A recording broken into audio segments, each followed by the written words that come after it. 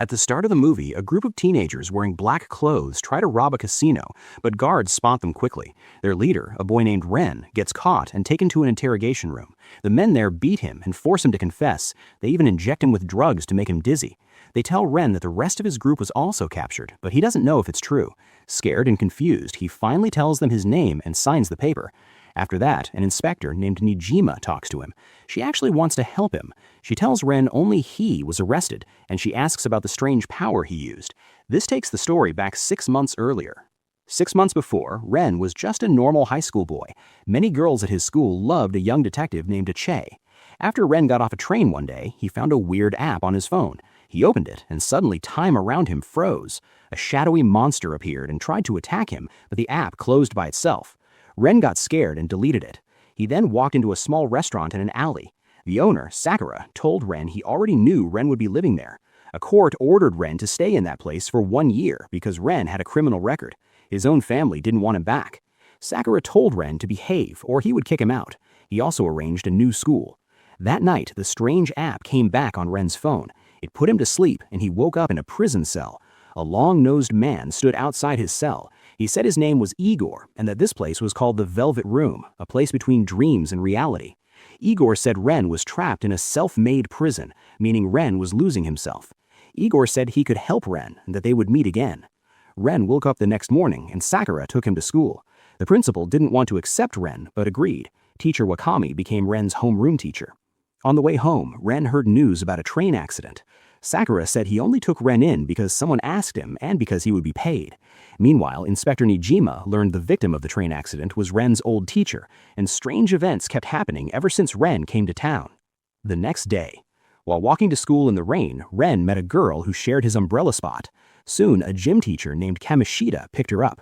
Another student, a blonde boy, clearly disliked Kamishita. Suddenly, the strange app on Ren's phone marked their location. Then, Ren and the blonde boy saw a giant castle where their school should have been. Confused, they went inside and were attacked by living suits of armor. Both boys were thrown into a prison cell. Inside, they saw a version of Kamishita dressed like a king. He yelled that they had invaded his castle and must be punished. Soldiers beat the blonde boy while Ren stood frozen, terrified. But then, a voice spoke to Ren asking if he wanted to stay powerless forever. Ren remembered his desire to change. A mask appeared on his face. When he ripped it off, blue flames burst out, and a powerful spirit named Arson rose behind him. Arson said he was Ren's inner strength. Together, Ren and the blonde boy escaped and locked the fake Kamishita in a cell. Suddenly, they found themselves back in the real world. Ren's phone beeped, and their school looked normal again. The real Kamishita was there too, acting innocent. Back to the interrogation room. Nijima listened but didn't understand why Ren's group would target the real Kamishita, even if he acted like a king and was abusive. Ren continued explaining. He learned the blonde boy was named Sakamoto. Kamishita yelled at them for being late, acting like a strict and bossy teacher. Everyone at school respected him because he led the volleyball team to national fame. Ren went to class and recognized the girl from the rain. Her name was Tamaki, and people whispered that she had some kind of relationship with Kamishita. New friends, new problems. At lunchtime, Ren accidentally bumped into a girl and helped her pick up her things. Then, he and Sakamoto grabbed the same bread in the cafeteria. They shared it on the rooftop. Sakamoto said he liked hanging out with Ren because both were seen as troublemakers and they had survived danger together. When Ren returned home, Sakura scolded him for being late and warned him to behave. That night, Ren returned to Igor's dream prison. Igor said he had given Ren the strange phone app, which he called the Metaverse Navigator, and that Ren must change himself to escape his inner prison. The next day at volleyball practice, Kamishita purposely hit a ball at Ren's face. When Ren glared back, Kamishita looked scared for a moment. Later, Ren saw Sakamoto being yelled at by former teammates from the track club. They told him not to anger Kamishita because they wanted peace. Sakamoto acted strong, but Ren could tell he wanted to fight back against Kamishita. Teacher Wakami noticed that the whole class was treating Ren badly, so she talked to him alone and said she didn't understand how rumors about him spread since she never told anyone, and she also warned him to stay away from Sakamoto because he had changed after the track team was shut down. Ren later met Sakamoto again, who invited him to the rooftop and explained that Kamishita was the one spreading rumors about Ren, and he wanted to stop Kamishita by going back to the strange castle. Ren agreed to help, and he used the Metaverse Navigator to make the castle appear again. At the same time, a volleyball club girl named Sho was being targeted by Kamishita. Inside the castle, Ren and Sakamoto saw a fake version of Kamishita hurting a girl, but a voice said she wasn't real, so they didn't need to save her.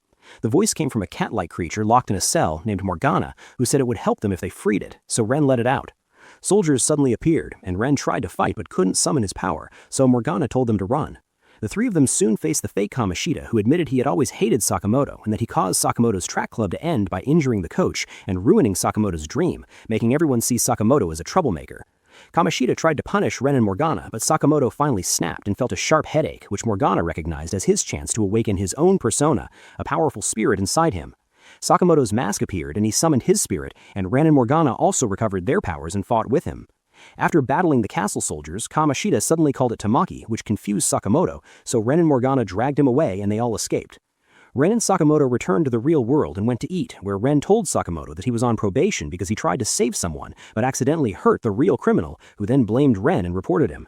Sakamoto shared his real name was Ruji, and they agreed to stick together.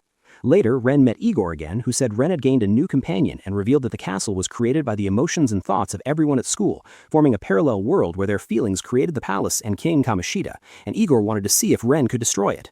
The next day, Ren and Ruji walked to school and talked about the volleyball students being abused, but the famous detective Achai overheard them.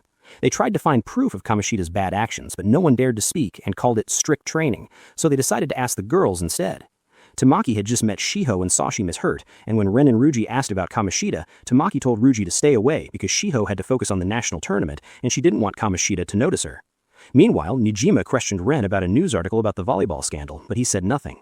Later, when Ren was heading home, he saw Tamaki at the train station talking on the phone with Kamoshida, and when she noticed Ren heard it, she walked with him and explained that people called her Kamoshida's girl ever since Kamoshida learned she and Shiho were close, and because Kamoshida had the power to remove Sho from the team, she had no choice but to obey. Tamaki hated how Kamoshida always used Shiho as an excuse to control her, and she no longer wanted to obey him, but she didn't know how to protect Shiho from this situation. Sadly, Kamoshida overheard her and decided to punish Shiho because of it, calling her to his office where she already knew something bad would happen. The next day, Ren and Ruji unexpectedly met Morgana at school, and Morgana said Ren could use the castle to change Kamoshida's heart, but this was risky because Kamoshida might even die. During class, Ren and Ruji talked about it and didn't want to be responsible for killing someone, but then Tamaki and Ren noticed Shiho standing on the school rooftop about to jump, so they ran, yet they were too late. Shiho fell, though she survived with serious injuries and was taken to the hospital.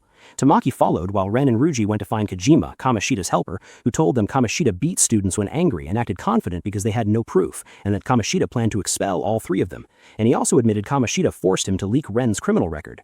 Ren then decided Morgana's plan was the only option. They had to reform Kamoshida.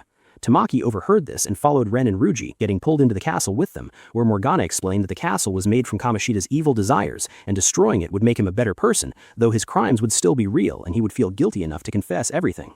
Morgana showed them a room holding the core of the castle, which represented all of Kamoshida's twisted wishes, and said they needed to make it appear as a real object before removing it, but this was dangerous because if they erased Kamoshida's desire to live, he could die.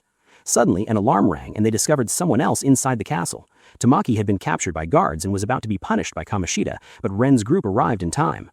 Kamoshida blamed Tamaki for what happened to Shiho, but Ren encouraged Tamaki to awaken her inner strength, and she unlocked her own persona, transforming and fighting beside Ren's group.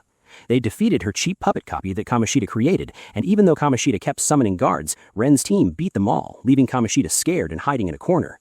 Ren's group returned to the real world after their mission, and Tamaki now understood what they were trying to do and believed that with all four of them working together, they could really change things.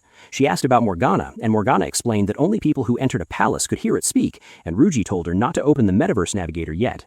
The next day, the group put up a silly announcement on the school board calling themselves the Phantom Thieves and saying they would steal Kamoshida's desires to make him confess, but this was actually just Ruji's joke and Tamaki said it looked childish, yet it made Kamoshida angry because he already suspected them and wanted to expel all three. During their meeting, Morgana said their earlier visit to the palace had scared Kamoshida enough that his treasure would appear soon, maybe the next day, so they had to steal it quickly before expulsion, even though the palace would now be more dangerous.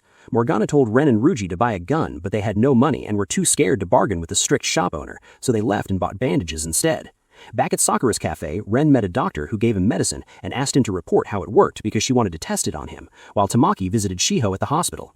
That night, the whole team snuck into Kamoshida's castle again.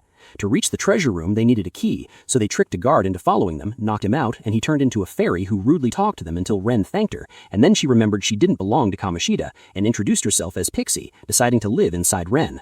Then they entered the treasure room and discovered Kamoshida's treasure was a crown, but Kamoshida grabbed it and bragged that students came to him for success and that he was above normal people, then transformed into a demon and attacked. Ren used a smoke bomb to escape with the group.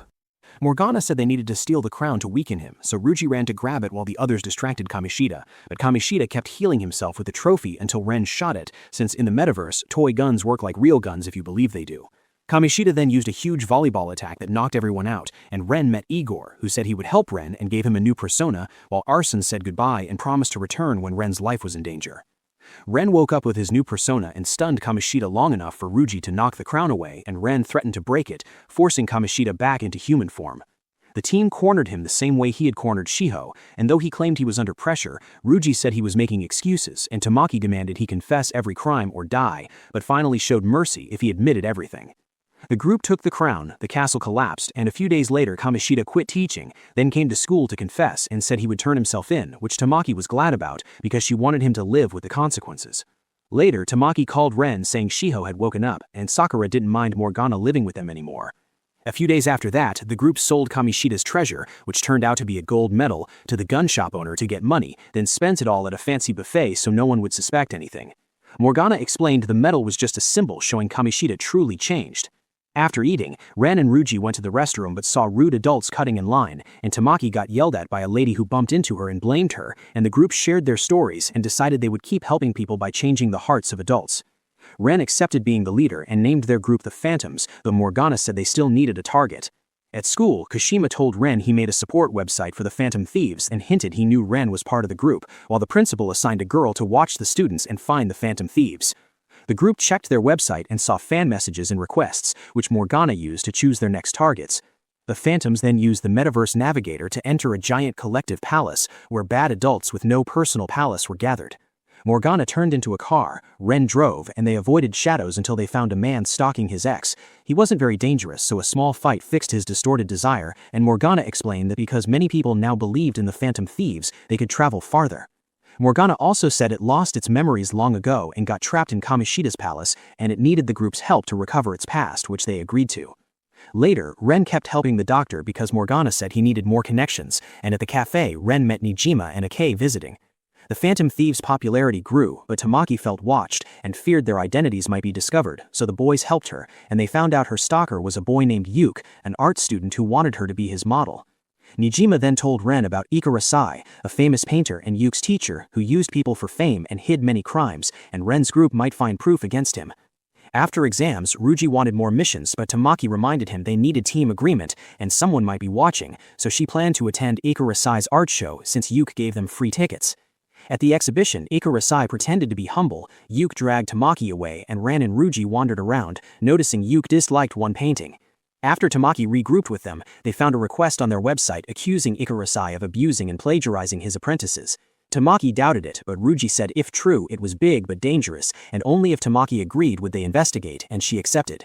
Tamaki met Yuke to model for him and visited the shabby place Yuke called Ikarasai's home, where Yuke defended his teacher fiercely because he was an orphan raised by him. Ikarasai acted nice and let Ruji go for his rude questions. Inside, Morgana secretly explored, while Yuke showed them the painting that inspired him and said Tamaki was his new muse.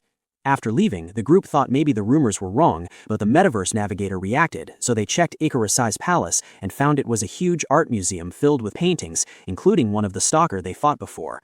They overheard Ikarasai bragging about fooling the media, stealing his students' work, and planning to use Yuke until he died. Ruji got angry, but Ren stopped him because they weren't ready. The next day, while Tamaki modeled, Ruji again asked Yuke about the rumors, but Yuke defended his teacher, though Tamaki noticed he hated one of the paintings at the exhibit, likely his own stolen work. Yuke kicked him out, saying they'd never understand. That night, Kashima told Ren that one of Ikarasai's former apprentices wanted to meet the Phantom Thieves. Ren went to meet the former apprentice, but he kept his face hidden, and the apprentice said all the rumors about Ikarasai were true, and that his junior was still trapped under the painter, begging to be saved, so the group decided they had to bring Ikarasai down. They sneaked into his museum again but were chased by tight security, proving the treasure was very important, and after finding nothing useful they retreated to plan again, and on the way out, Ren and Ruji met Aya, a journalist investigating Ikarasai, and shared information with her. That weekend, Tamaki went to Yuke's place because Morgana had found a locked room inside the house, and if they could open it in front of Ikarasai, then the same door in the metaverse would open too, so Tamaki wore many layers of clothes to stall time while secretly letting Morgana pick the lock, and she distracted Yuke long enough for Morgana to finish, but just when the room opened, Ikarasai returned. In the museum, Ran and Ruji saw the museum's locked door open. Inside the real shack, Tamaki discovered piles of copied versions of Yuke's favorite painting and realized Ikarasai had lied for years. He never lost the original, he just hid it and sold copies. Yuke was shocked, but Ikarasai immediately called the police to accuse Yuke, so Tamaki and Morgana ran, and the three of them got pulled into the metaverse where the whole group explained everything to Yuke.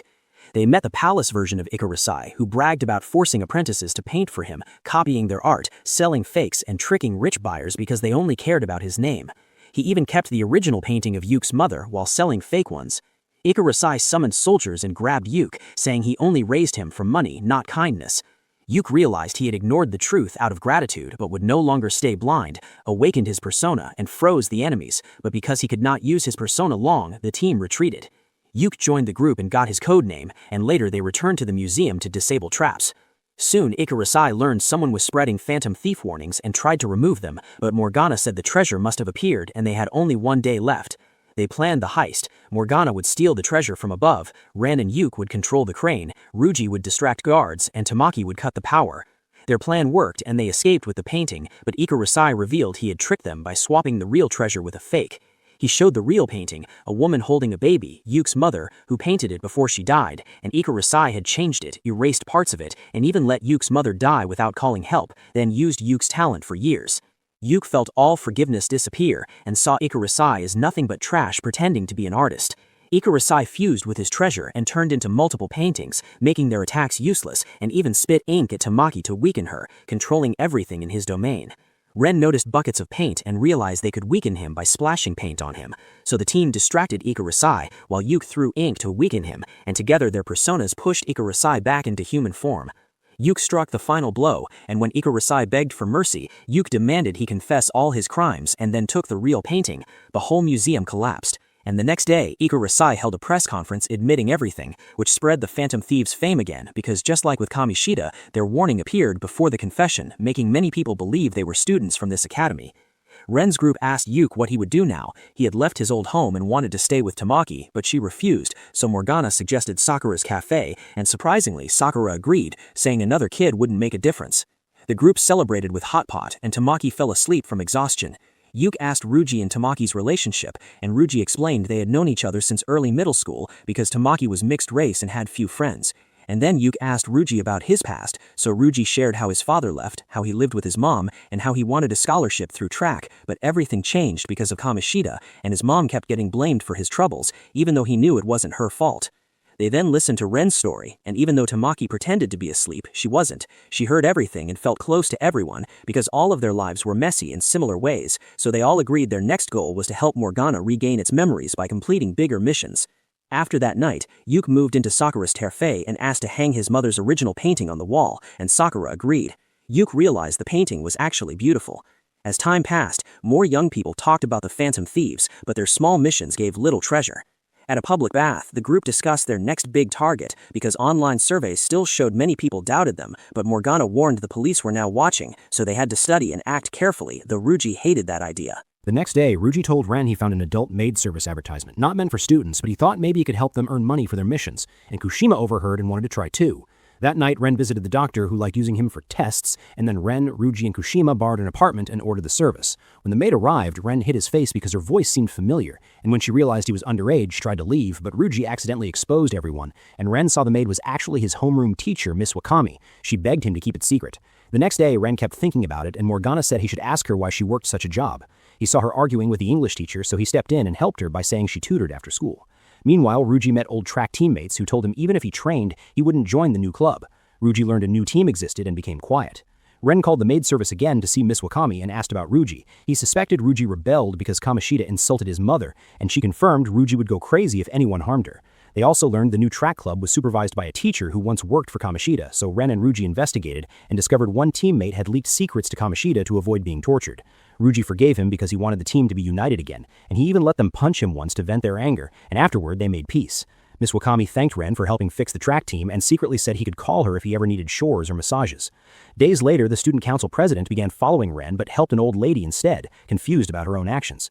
The next day, the class visited a TV station, which Ruji found boring, but the last session was an interview with Akechi, who said the Phantom Thieves might be dangerous because they stood above the law, and he claimed their heart-changing power could be misused. Ren responded bravely, and the two seemed like rivals. Afterward, Akechi offered to join them for lunch, but Ren refused because he didn't trust him. Meanwhile, the president was pressured to find the Phantom Thieves, but when she overheard Ren's group talking, Takumi told her the student council had never protected students, so she had no right to help. The president left, but later overheard again that they were determined to continue missions despite danger. She summoned Ren and demanded he bring her to the group. She said she knew they were the Phantom Thieves but wouldn't expose them. She wanted to test their justice by giving them a mission to defeat a mafia boss who tricked teens with fake job offers and trapped them into drug deliveries. She only knew his method, not his identity, so the group split up to attract his scouts, but Makoto acted too cleverly and scared them off. She took Ren's number and they met later to strategize. The group realized this mission was huge and dangerous, but also meant a huge treasure if the boss had a palace. They needed his name, so Ruji suggested contacting Oya, the journalist who stalked Hikaru Sai. Ren met Oya in Shinjuku while Ruji was held up by a group of loud boys. Oya agreed to help in exchange for info about Kamoshida's victims, which Kushima could handle, so she gave Ren a name, Junya.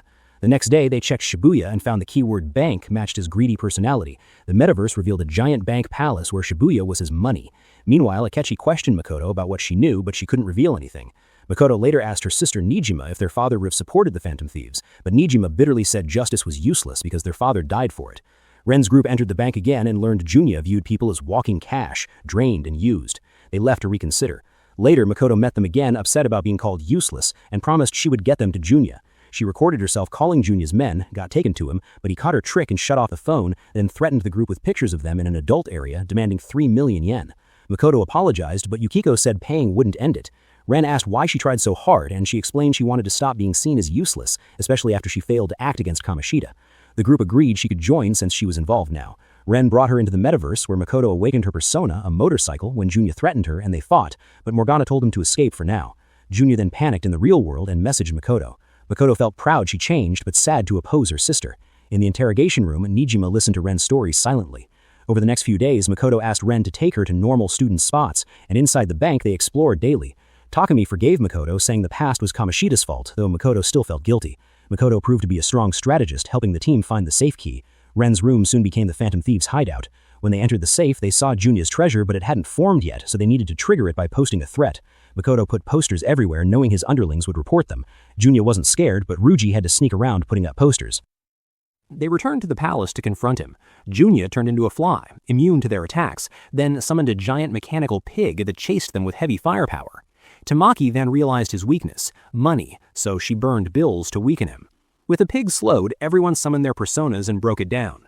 Junya surrendered, claiming he rose from poverty and they could become like him, but they rejected him. He warned them about another person with abilities, a man in a black mask who had also created a palace, then vanished. The bank collapsed and Morgana was crushed by a suitcase full of fake conceptual money. Later, Junya confessed and was arrested, and while the Phantom Thieves grew more famous, the police took most of the credit. Makoto asked her sister if the Phantom Thieves were just, but Nijima didn't care about justice anymore. She was angry that their confession ruined her promotion. Ren met Igor and the wardens again, and they noticed that with each new member, Ren grew closer to healing himself, though his confidence bothered the wardens. A few days later, the news said Akechi arrested 2 political criminals, and Akechi visited Sakura's shop, played shogi with Ren, and said he would keep chasing the Phantom Thieves to see how they changed people's hearts.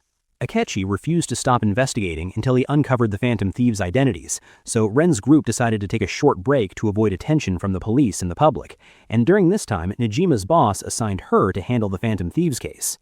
Yusuke then visited Ren for advice because he was stressed about losing inspiration for painting and feared losing his scholarship, so he asked Ren to join him in the metaverse to look at different forms of the human heart for inspiration. The two walked around, fought ghosts, and tried to help Yuke's creativity. But at his exhibition, almost nobody looked at his art, and a professional man told him his painting looked empty and copied, which made Yuke realize his weaknesses. This man was Aoyo, the director of the Art Support Foundation. Aoyo invited them to eat and said he wanted to invest in Yuke because he didn't want his talent to fade. But Yuke realized Aoyo only wanted his paintings to make money, so he refused.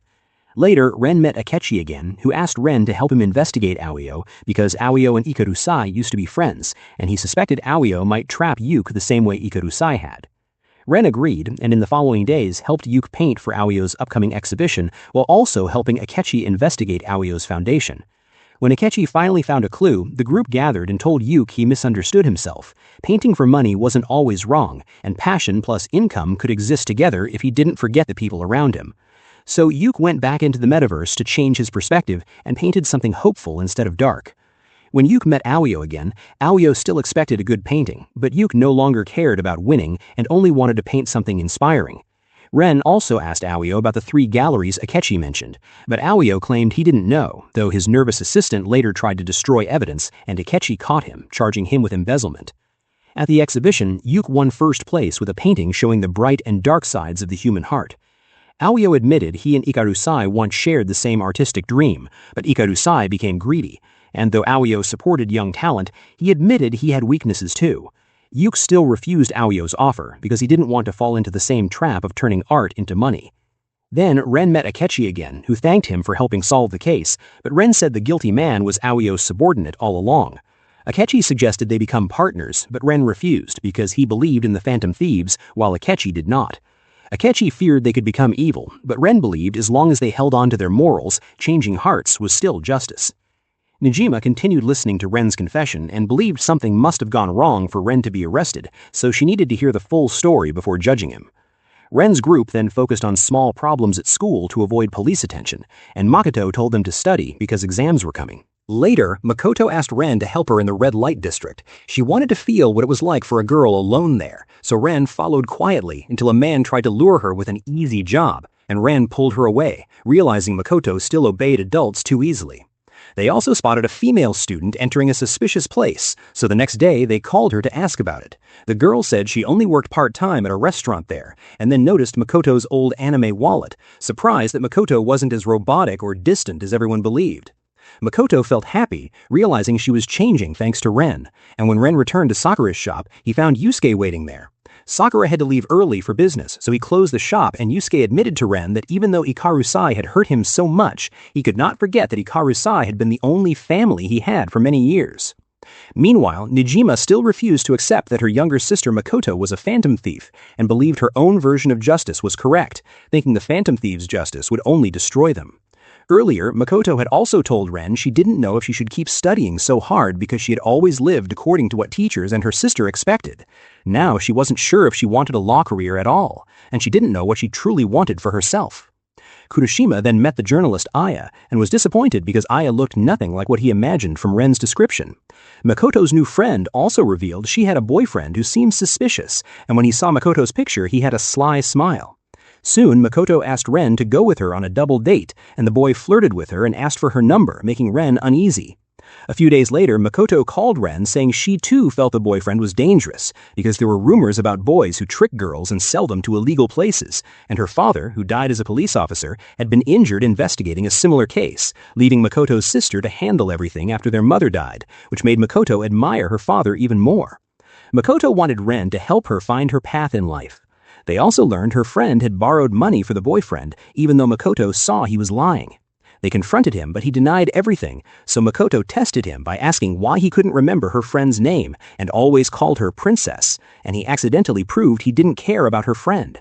Makoto had pretended to be her friend online to lure him out, and when her friend heard everything, she ran away in shame.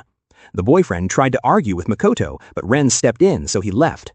That night, the Phantom Thieves entered the metaverse to fix the boyfriend's twisted heart, defeated his shadow, and returned. On the way home, Makoto said her friend had returned to normal and chosen to move on, and Makoto herself chose her future path. She wanted to become a police officer like her father. Ren told Nejima that Makoto was no longer naive, and Nejima set that topic aside and asked to continue hearing Ren's story because the next target had no name yet had challenged the Phantom Thieves directly, likely pushed by Nejima's boss who hated how the internet praised them. After exams, the group planned to celebrate at the fireworks festival, but rain forced them inside a store. Ruchi complained because they rarely had chances to enjoy themselves and wished for another big target like Junya, but none seemed to exist. The next day, the international hacker group Medjed sent a challenge to the Phantom Thieves, saying they were the true justice and warning the thieves to join them or be destroyed. Medjed once exposed corporate secrets, but later abused their power for money. Tamaki and Makoto said they shouldn't worry since their identities were safe, but Kukishima told Ren the Phantom Thieves' website was being attacked by hackers, though he believed he could stop them.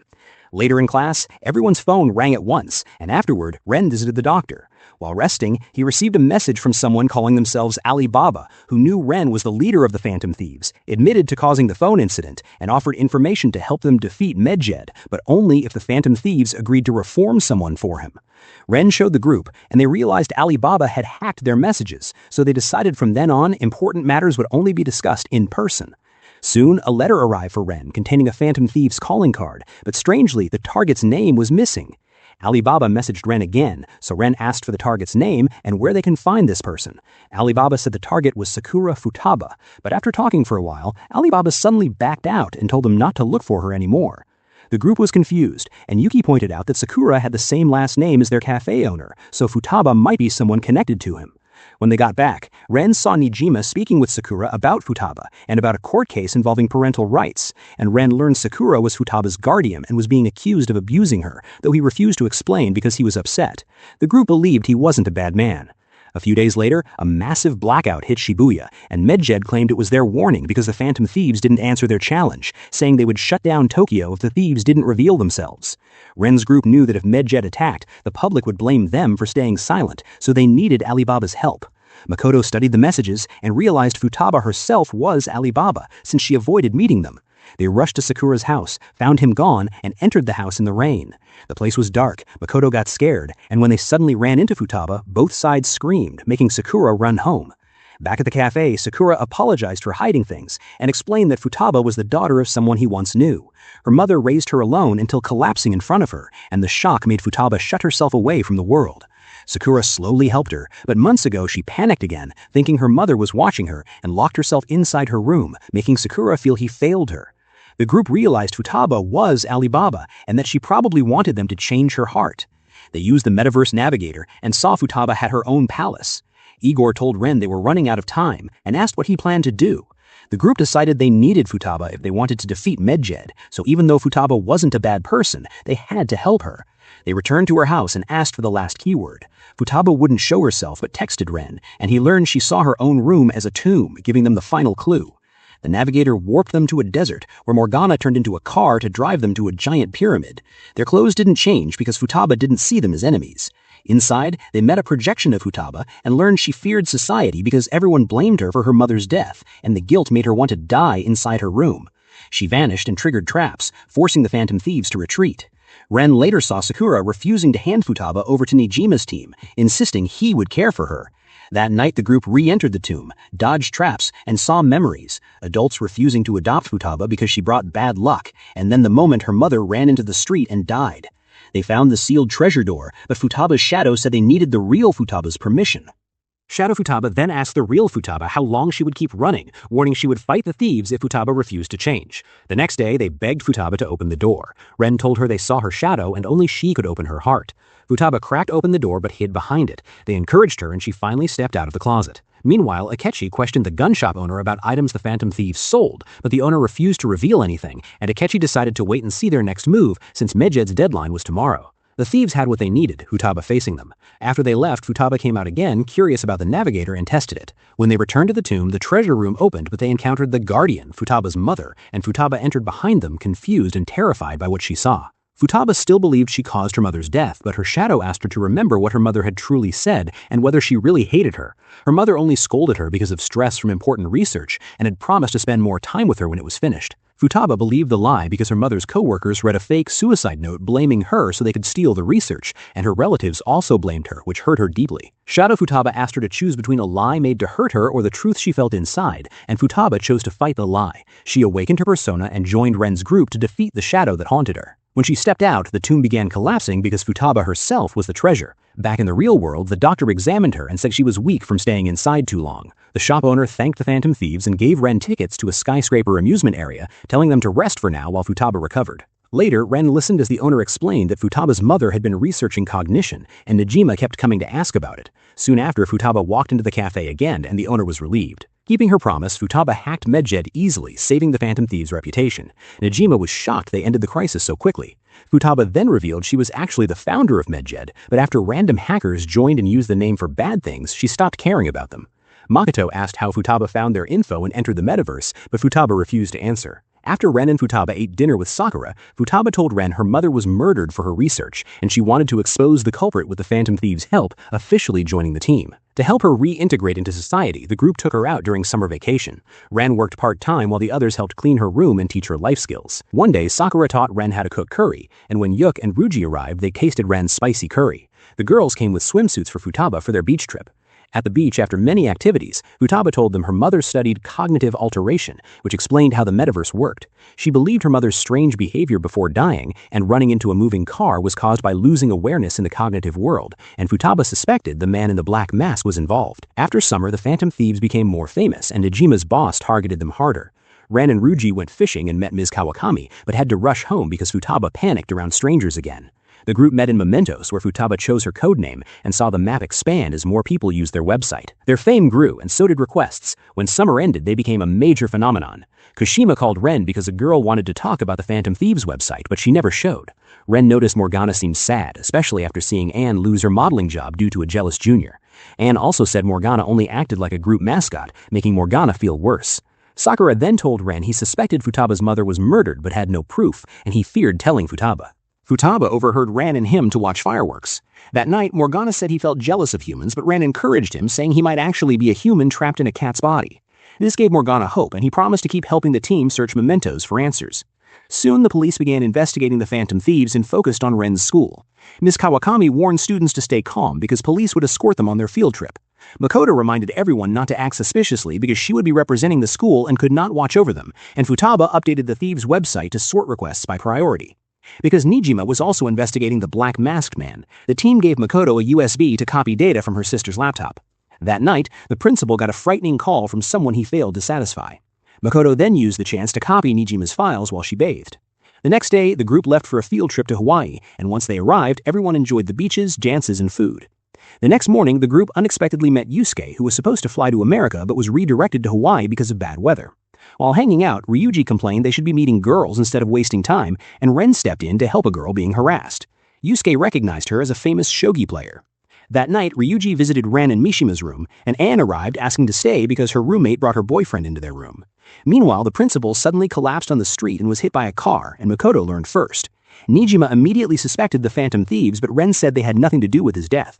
Soon, the principal's death was announced, and many people blamed the thieves even though they were innocent.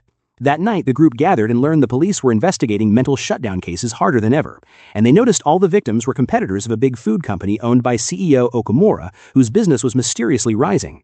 They suspected Okamura but had no proof, and Morgana grew desperate to fix their ruined reputation. When Ren suggested waiting, Morgana snapped at Ryuji, they argued badly, and Morgana ran off, deciding he would defeat Okamura alone and take all the credit. Nijima and Akechi also began investigating Okamura because they suspected he might be connected to the Phantom Thieves. Morgana failed alone inside the palace and was found by a mysterious girl. The next morning he was still missing, so Ren and Futaba called everyone to search. They investigated Okamura, found the keywords, and entered the metaverse, but Akechi spotted them. Inside, they saw a giant space station full of worker robots that were treated like trash and thrown away with no pay if they fell behind. They found a locked door requiring Okamura's cognition, and then saw Morgana walking beside a girl in a black mask who seemed inexperienced. She opened the door, but guards rushed in, forcing them to retreat. Outside, Futaba couldn't believe Morgana had betrayed them, but Makoto recognized the girl as Haru Okamura, the CEO's daughter. When they met Haru, she explained she followed Morgana into the palace because she wanted to know whether her father really was as bad as the rumors said. She wanted to help Morgana, not chase fame like she thought the thieves might be doing. At home, Haru faced pressure because her father forced her to date a rich heir for political gain. Ren met journalist Aya for info, and later saw the fortune-teller girl who told him he was still lost. The group noticed many requests were suddenly completed and guessed Morgana and Haru did them. They waited in Mementos and met them again. Ryuji apologized, but after Morgana was about to return, Ryuji said something dumb and hurt him again. On their way home, Haru was grabbed by her fiancé, who ignored her protests. Morgana tried to help, but got kicked aside, and Ren's group rushed in and saved her. Her fiancé said it was a family matter, but Makoto pointed out how terrible it looked, so he retreated, saying he would tell her father. They brought Morgana home. He wanted to leave the group because he felt useless, but everyone told him he mattered and that they wouldn't even exist without him. Morgana was moved and returned. Haru also decided she must speak up and not be forced into marriage. The next day, she rejoined the group and explained her family company used to be a small cafe her grandfather created out of love, but her father turned it into a giant corporation focused only on profit. She wanted him to return to who he used to be. Many people sent requests asking the thieves to expose Okamura, so he became their next target. Thanks to Haru, they entered deeper into his palace, where they overheard her father admitting he didn't mind selling his own daughter for political benefit. Her fiancé transformed into a robot to attack her, but Haru awakened her persona and fought back. After defeating him, the group returned, and Ren asked Haru if she was ready to face the truth that she might be called the daughter of a criminal. She said she didn't want a life built on hurting others. They reached the treasure room the next day and sent the calling card, and Okamura panicked and called the police for protection. Online, people began treating the Phantom Thieves as entertainment, but the group continued anyway. Inside the palace, Okamura's treasure was a UFO meant to represent his escape into politics. He begged Haru to come with him, but she refused, so he attacked them by summoning stronger and stronger robot workers, claiming everything could be solved with manpower. With Futaba healing them, they defeated each wave until a giant CEO robot appeared, but they destroyed it and defeated Okamura. He promised to change, and when they asked about mental shutdowns, he admitted he only sent requests to someone else, but before he could name them, the palace collapsed. After they left, Okamura's cognitive self was murdered by a mysterious figure.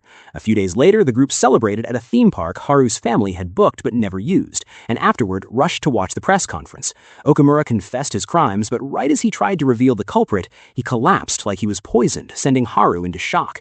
News reported cardiac arrest, and Makoto feared he might die. Nejima's boss planned to blame the Phantom Thieves and drag them through the mud. Haru said Nejima found a calling card in the principal's office, one the thieves never sent, proving someone was impersonating them. Futaba hurried to investigate. The next night, Makoto overheard her sister say the next day many things would happen at school. The next day, Ms. Kawakami announced that the whole school had to give statements to the police, and although Ren was questioned, he and the group stayed calm so nothing was revealed. That evening, in Futaba's room, she explained she found something strange about the Mejded case. Someone had used Mejded's name to provoke the Phantom Thieves, then pretended to be a user on their website, pushed Okamura's request to the top with fake votes, and basically controlled them for 2 whole months just to make them famous and lure them into trouble. When Makoto said her sister had been assigned to a special mission, they suspected the prosecutor's office was behind everything, and also behind the school interrogations, so they decided to hide for a while because the special investigations team was far more dangerous than normal police. Online, everyone now hated the Phantom Thieves, and Okamura's company was falling apart as shareholders fought each other. Ren met Mishima at the game store, and Mishima begged him to find a new target to help fix their reputation because he didn't want the Phantom Thieves to collapse. After Ren left, he met the girl he saved in Hawaii, Hifumi, a shogi champion, and they talked in a church. She told him she felt pressured because her mother kept raising expectations. On the way home, Ren saw both hate and support online and felt a little relieved. The next day, Anne asked Ren to come with her after school, and they met Shiho on the roof. She had been discharged from the hospital and would transfer schools, so she wanted to look at the rooftop one last time and said she no longer had the dark voice inside her. That night, Ren's group saw a message on the Phantom site threatening to kick members out made by Mishima, but Futaba stopped it in time. They entered mementos to help, but Mishima said he already knew they would try to change him. He felt useless and powerless because he loved the Phantom Thieves but couldn't help them. Ren told him he didn't need a change of heart, he just needed to change himself, and Mishima promised to calm down and later return to normal, choosing to pause the Phantom site and just write articles. Nijima then asked Ren why she was the Phantom Thieves' final target, which led back to the school festival preparations. Everyone voted for Akechi as the special guest because they wanted him to catch the Phantom Thieves. Even though Makoto warned Akechi inviting was risky, the team voted to invite Akechi so they could learn what the police were planning. Futaba already had Akechi's number, so Makoto contacted him, but he didn't answer at first. The teacher threw chalk at Ren for being distracted, but Ren dodged it, surprising the class. That night, Ren met Akechi at the cafe, where they played chess, and Akechi said he believed 2 groups were causing the mental change incidents, not just the Phantom Thieves. If the thieves only changed the hearts of criminals, he was willing to accept them, and he agreed to come to the festival. At a press talk, he said the Phantom Thieves were not the murderers, but he still saw them as dangerous and needed more proof. The festival began, and undercover police filled the campus, so the group just had fun quietly. While eating at a maid cafe, Akechi showed up early and burned his mouth on hot food. The next day, Akechi spoke as the guest, and the students asked when they'd catch the Phantom Thieves. He said they weren't killers because only Okamura had died, so there had to be someone else behind it. He said he knew their identities and was about to reveal them, but he got a phone call and told Makoto to gather everyone in 10 minutes. When the Phantom Thieves met him, he showed a video of them entering the metaverse. He had followed them inside, fought the man in the black mask, got shot, and awakened his persona. He told them the police were blaming everything on the thieves, so they had 2 choices: help him find the truth, or he would hand the proof to the police. He left and waited for their answer. The upper higher-ups ordered Sae Najima to solve the Phantom Thieves case within a month and even put out a public bounty for catching them. Akechi then sent police to scare the group, so Makoto agreed they needed Akechi. That night, he said they must change Sae Nijima's heart because she was close to breaking under pressure and might frame an innocent person for promotion, but changing her heart might put her in danger if the real killer went after her. Still, it would also protect the thieves, because if they changed the heart of an investigator, the prosecutor's office wouldn't dare expose it.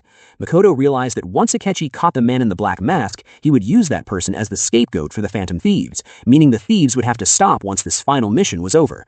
They agreed and went to the courthouse, found Sae's palace keyword thanks to Akechi, and entered early even though they still had 3 weeks before the deadline. They discovered her palace was a casino because she saw everything in terms of winning and fairness. They got Akechi a code name and saw that although their clothes changed, the people inside didn't, meaning Sae saw everyone as equal except the thieves who were her enemies. She appeared and said the treasure was in the manager's room at the top, and if they wanted it, they had to win every challenge. They followed but needed a membership card, and their first trial appeared. Akechi destroyed the shadow quickly, but they suspected Sae might be plotting something and left. During that time, Sojiro cleaned Futaba's room and discovered the Phantom Thieves' calling card. Ren and Akechi were talking about their plan when Sojiro chased Futaba into the room and dropped the Phantom Thieves' calling card, and the whole group realized what happened, but Ren noticed Sojiro did not seem suspicious, so they decided not to mention it so things would not get worse. The next day, Futaba's relatives came to the cafe demanding money, and her uncle threatened that if Sojiro didn't pay, he would take Futaba away because he said he made her autistic and even let someone with a criminal record like Ren live there, so Sojiro had no choice but to keep quiet since he didn't want to lose her. Later, the Phantom Thieves returned to Sae's casino, but Futaba was stressed about Sojiro's situation and couldn't concentrate, so they lost almost all of their money and stopped for the day. Ren talked with Sojiro and learned the curry recipe came from Futaba's mom, and even though he cooked it for Futaba since she was little, she never ate it until now, so he was happier now that she was recovering. Sojiro also explained that Futaba's uncle was her last relative and treated her badly, but because of blood ties, Court would always trust him first. Akechi told Ren he understood Futaba's pain because he also had a bad father and bounced between relatives after his mother died. The next day, Futaba's uncle returned, Sojiro refused, and Akechi argued back that the uncle also had debts and had spent all the money meant for Futaba, but the uncle pretended Ren pushed him and accused Ren of assault. Days later, welfare officers came to talk about Ren and Futaba, but Morgana fitched Futaba, and she explained that she was fine living here, so they dropped the case. That night, Sojiro asked Futaba about the Phantom Thieves and knew the truth because too many hints pointed to Ren, but he promised to keep the secret. Akechi later played shogi with Ren lost, and gave Akechi his king piece as a promise he would win next time. When Futaba returned to normal, the group cleared the casino games, made a membership card after fixing the bad name, and surprised Sae by passing another trial. They reached the next floor, which looked like a courtroom, and used identities of trial members to get inside. They needed 100,000 coins to open the scale, and since Futaba said bets were high, Ren did one-on-one battles to earn coins. He trained his aim thanks to a kid at the game center and used a health drink from the doctor to summon a stronger persona, winning 250,000 coins. Sae changed the rules and demanded 1 million coins, but Akechi had already gambled tons of coins using old membership cards and bets, earning enough so that combined with Ren's coins, they reached over 1 million and activated the scale. They reached the treasure room but waited to send the calling card until close to the deadline so Sae would panic and make the treasure appear. Meanwhile, Ren saw a kind but unpopular politician trying to give a speech, and Ren believed he would someday find his voice. Soon, Sae got the calling card and prepared to arrest the Phantom Thieves, and the group returned to her palace and entered the treasure room, but the treasure didn't appear and Sae dragged them into her battle arena. She refused to accept defeat and mocked her father's idea of justice, then transformed into a battle machine. Everyone fought hard while Makoto begged her sister to wake up, and after distracting her and freezing her leg, Makoto blinded her so Ren and Akechi could team up and break her armor, and the group finished the fight. The treasure was their father's notebook. Then Futaba sensed many enemies coming, so Ren chose to stay behind so the others could escape, and as he ran, he met Arsene again, who told him he was Ren's inner rebellion and that they would meet once Ren healed his heart. But the approaching group was actually the real-world police suppression squad. They had somehow entered the metaverse, so Ren was captured. Makoto told them to escape so Ren's sacrifice wouldn't be wasted, but Akechi insisted he would not let things end like this. The story returned to the interrogation scene from the beginning. Sae Najima was not allowed to see Ren that night, and by morning news of his capture spread everywhere. The politician Ren had met earlier believed the Phantom Thieves were innocent because Ren had opened his eyes to the struggles of weak people. Akechi told the others where Ren was held, but warned them not to rescue him because someone powerful enough to send a suppression squad into the metaverse was watching, and they needed to trust him. The next morning, Sae broke orders to interrogate Ren and finally understood everything. She promised to help lower his sentence if he cooperated, but he refused. She believed Ren had been betrayed by someone, and Ren asked if she still believed in justice and why she came if she wouldn't get credit, then told her the betrayer's clue was inside his phone, and asked her to give the phone to someone, which made Sae understand what he wanted, though she didn't understand why. After leaving, Sae met Akechi and handed him the phone, but he pretended not to understand it. The thieves waited, thinking Akechi would help Ren, but when Akechi entered the interrogation room, he revealed he was the traitor, killed the guard, and shot Ren, leading to the bad ending of the story. But the game has another true ending if you choose to explore it.